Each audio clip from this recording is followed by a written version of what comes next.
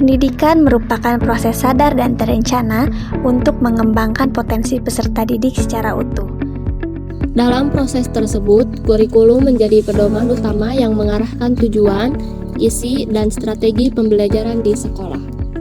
Dan ini kami adalah mahasiswa Pendidikan Bahasa dan Sastra Indonesia di Universitas Bale Bandung. Di kampus inilah kami ditempa untuk memahami hakikat pendidikan, kurikulum, serta peran pendidik dalam membentuk generasi pembelajar yang kritis dan berkarakter.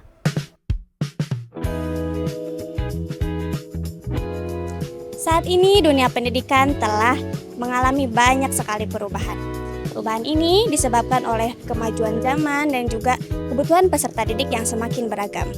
Sebagai calon pendidik, hal ini menjadi tantangan sekaligus tanggung jawab bagi kita.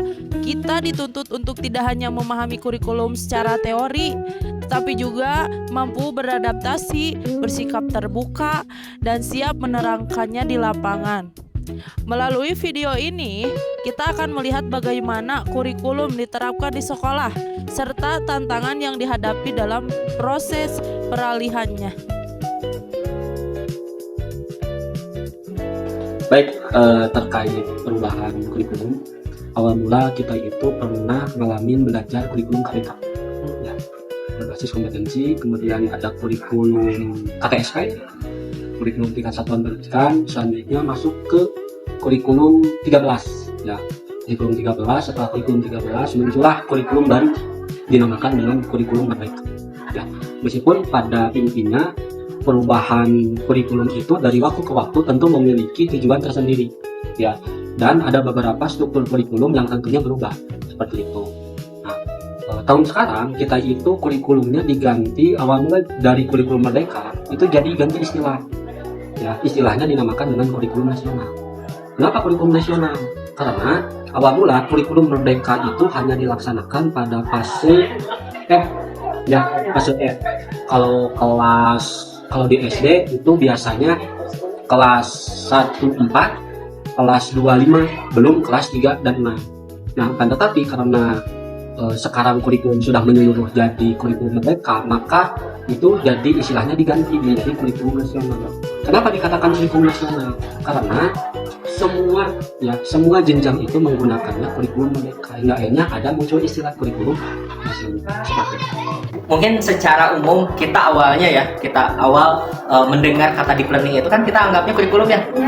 Kita anggapnya kurikulum, bahwa kita itu sekarang ada kurikulum baru namanya kurikulum deep learning. Nah, padahal mah kurikulum deep learning itu bukan kurikulum, ya. Deep learning itu bukan kurikulum, melainkan yaitu pendekatan. Nah, pendekatan di sini untuk apa? Agar siswa itu mempunyai jiwa critical thinking yang memang sangat tinggi, berpikir kritisnya. Maka di dalam pendekatan deep learning itu ada yang dinamakan dengan BBM.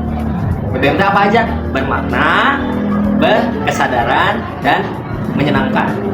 Nah, mungkin jadi dari perubahan dari kurikulum 2013 itu kan mengalami lagi, ya, karena kurikulum itu harus disesuaikan dengan perkembangan zaman mungkin, ya, karena kan sekarang ilmu pengetahuan dan teknologi itu sangat berkembang sangat pesat gitu, ya, mungkin harus dinamis, ya, harus disesuaikan lagi dengan perkembangan zaman, kemudian dengan kebutuhan peserta didik itu sendiri.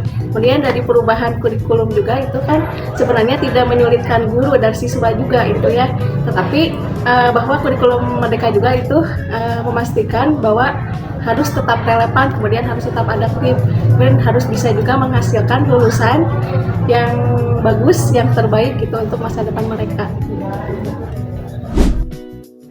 Perubahan kurikulum bukanlah sesuatu yang perlu ditakuti. Seiring perkembangan zaman, dunia pendidikan dituntut untuk terus beradaptasi agar pembelajaran tetap relevan dengan kebutuhan peserta didik.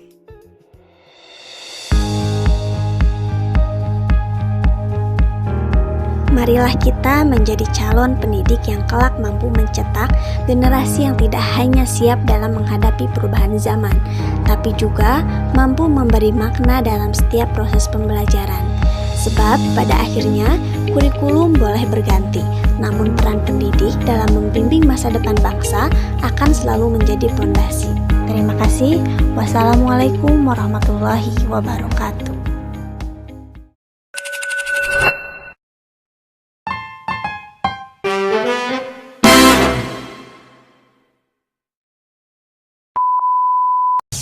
fans.